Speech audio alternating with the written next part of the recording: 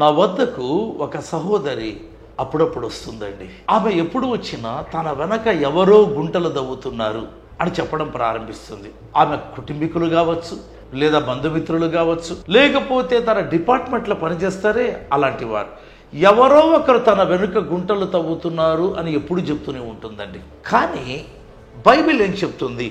దేవుని వాక్యం గమనిస్తే కీర్తనల గ్రంథం 94వ కీర్తన 13వ వచనంలో ఈ విధంగా వ్రాయబడింది, భక్తిహీనులకు గుంట త్రవ్వబడు వరకు అనేటువంటి మాట. బైబిల్ భక్తిహీనుల వెనక గుంట తవ్వబడుతుందని వాక్యంలో వ్రాయబడిందండి. మన వెనక ఎవరు గుంటలు తవ్వుతున్నారని మనం వాపోతుంటాం. నీవు క్రీస్తులో ఉన్నంత వరకు నీ వెనక గుంటలు తవ్వడం అంత సులభం కాదు. బైబిల్లో వ్రాయబడింది కదా, మహోన్నతుని చాటున నివసించువాడు సర్వశక్తుని నీడను విశ్రమించువాడు. అంతేనా? గుంటలో పడేవాడు కాదు, విశ్రమించువాడు. హల్లెలూయా.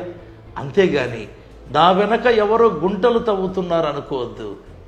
నీకు కీడు చేస్తున్నారే, నీకు వ్యతిరేకంగా ఉన్నారే, ఆ భక్తిహీనుల వెనక గుంటలు తవ్వబడుతున్నాయి. అది దేవుడు అనుమతిస్తాడు.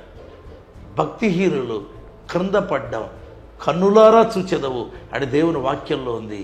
అది నీ కళ్ళే చూస్తాయి. ప్రభువు నిన్ను కాపాడుతాడు. భక్తిహీనుల వెనక గుంట ఆయనే అనుమతిస్తాడు. దేవుడు నీతో మాట్లాడుగాక. ఆమేన్.